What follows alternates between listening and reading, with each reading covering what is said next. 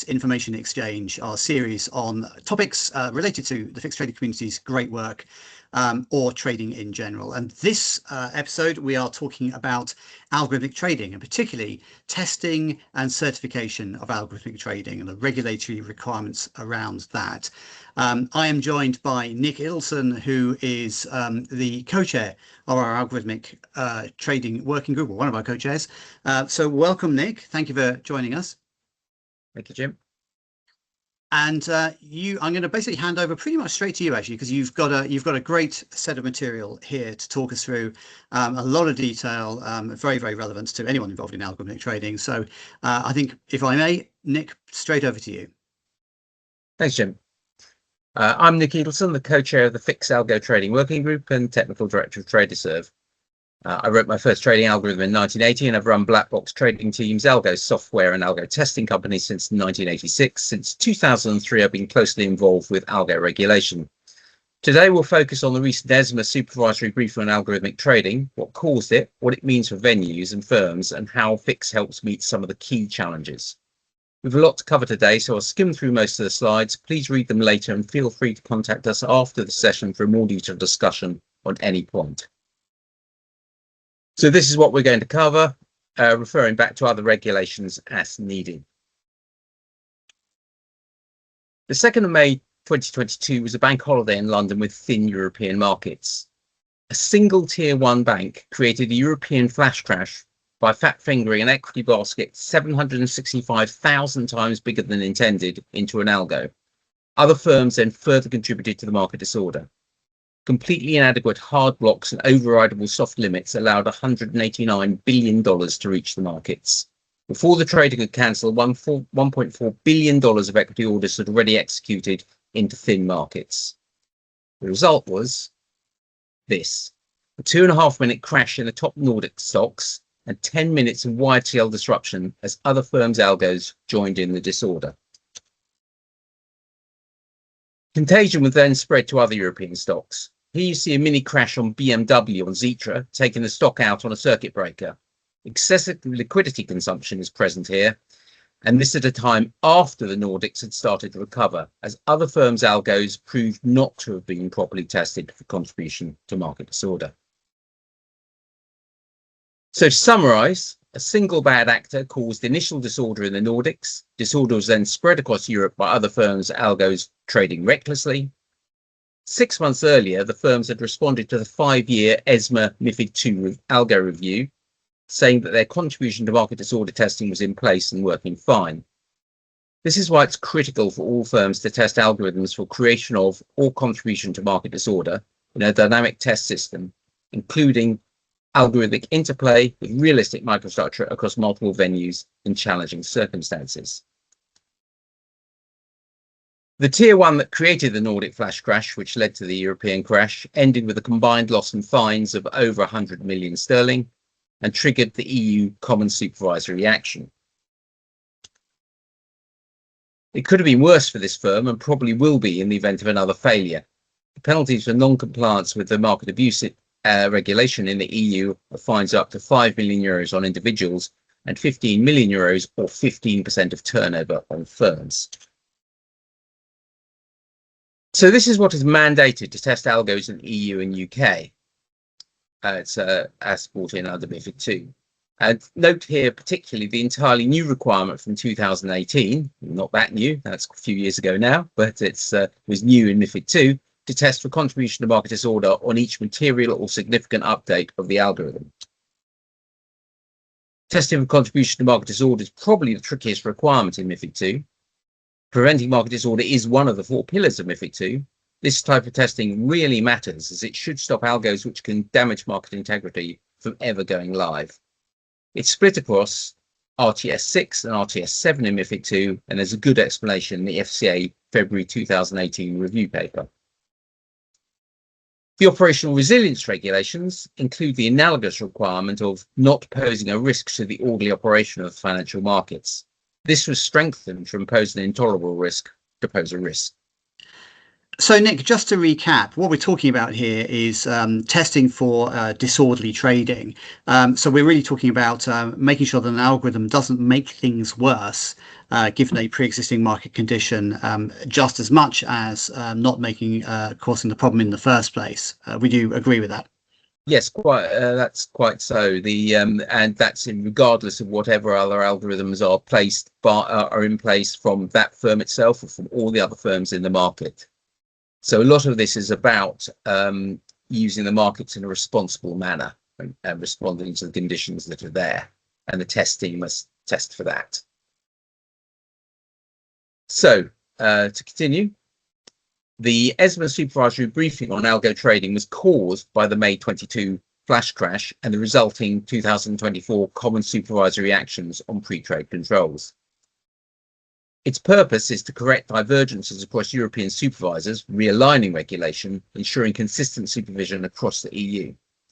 It includes pre-trade controls, governance, testing frameworks, and outsourcing algorithmic trading systems, and importantly now, considerations for the use of AI.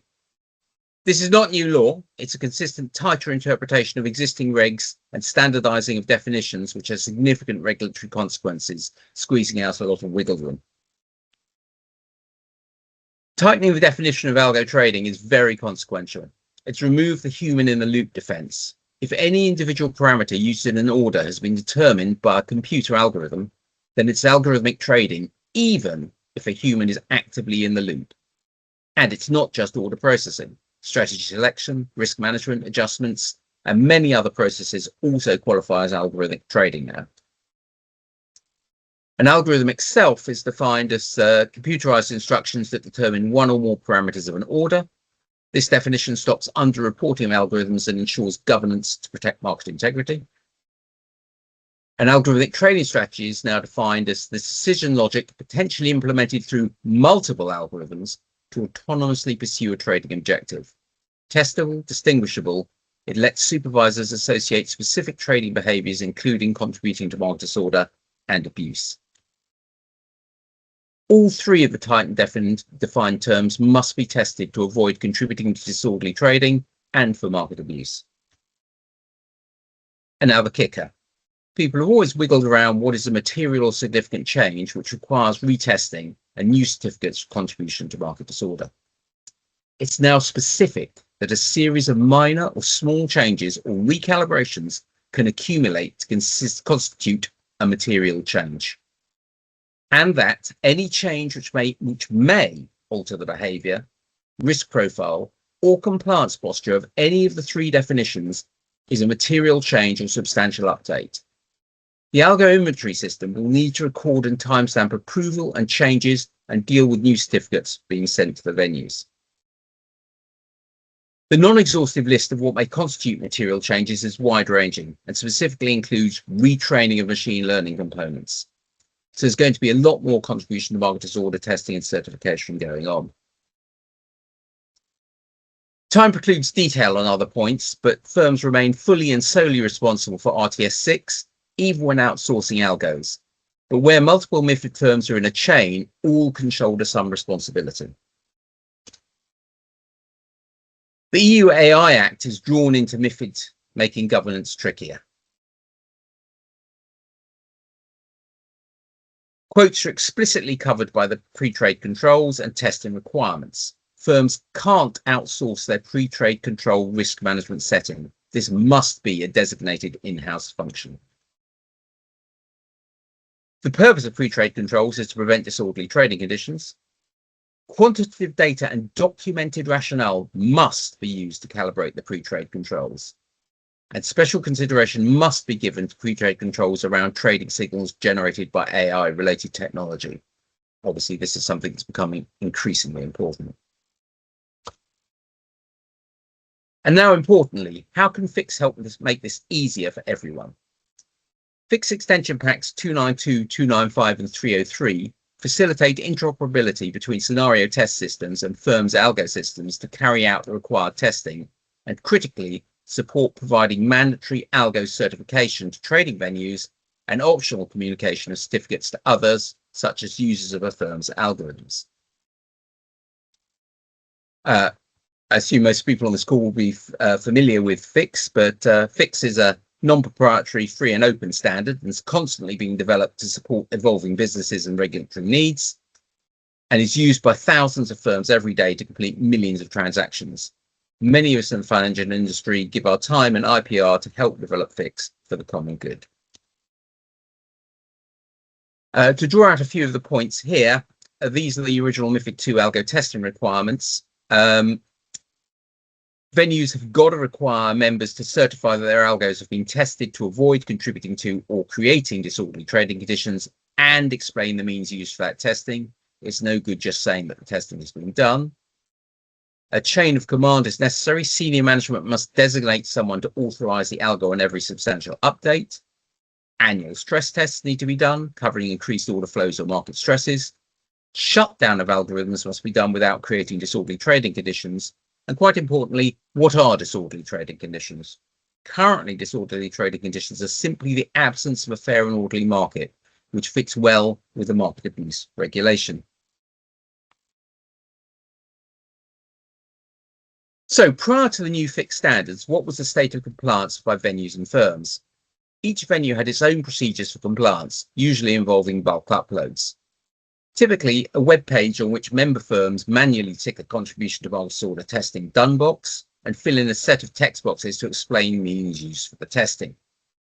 Usually, the venue doesn't link this certification back to the algo long or short codes, which is essential to prevent an algo trading without the explanation being in place. Also, typically, there is no audit trail to check that a correctly authorized person has signed off each material change of an algo, so virtually no protection against creation of or contribution to market disorder in production. FIX Extension Pack 292 supports scenario testing system interoperability, allowing a firm's own trading algorithm systems to specify a test suite to any EP292 enabled separate scenario testing system, which can meet the regulatory requirements and good practice, and then control its execution through to generation of test results. EP292 also supports generation and authorization by approved persons of the mandatory certificates, including explanation for the means of used for testing and their transmission to venues as required under UK and EU law. These certificates can contain additional information for in-house use and be made available to external users of a firm's algorithms. A certificate uniquely identifies a tested algorithm authorized for live use. EP295 and EP303 add registration of algo certificates by venues, improve multi-venue algorithm messaging, and extend distribution of algo testing certificates to users of algorithms, either by request or push, ensuring that they can be notified of and have test evidence of every significant or material change in the algorithms they use to assist in buy-side governance processes. A few more details on EP303. This slide represents 3.5 years hard work. All the publications shown here are available now at fixtrading.org. This is the chain from an algorithm category to a new algorithm certificate on every material change. Algorithm category may be something like VWAP. Branded algorithm is the public face of an algorithm, something like Firm X's VWAP Type 1. Algorithm version identifies a unique code base. Algorithm configuration includes parameter sets. An algorithm certificate identifies a tested algorithm configuration, including test scenarios, data, and results. Any change in the algo attributes, parameters, or the algo system requires a new test, generating a unique certificate which must be authorized by an approved person. In the UK, there must be a person with the appropriate SMCR role. Only the algo identity, the certificate ID, the approval, and the explanation of the means used for the testing are mandatory on the certificate sent to the venue. The full FIX spec also supports a much greater detail that a firm is meant to store in its internal algo inventory system to provide the necessary governance. Using FIX, the diverse, unguaranteed procedures and systems previously used to communicate algo certification with each venue can be replaced by a single, proven, secure standard mechanism, meeting the regulatory and governance requirements and minimizing compliance and development effort. And here you see a list of the various parts of the algo test certificate. Here's the workflow for scenario testing system interoperability. This workflow is between the firm's own algo UAT system and the FIX EP292 enabled simulation and scenario testing system. A test suite definition request is sent to the scenario testing system, and then a test action request used to start or stop test executions. Then the market data orders and executions pass between the simulation system and firm's algo trading systems, and a test action report is generated when the test suite is complete, alongside an algo certificate report with unique ID. This is the workflow for secure communication of algo certificates to venues.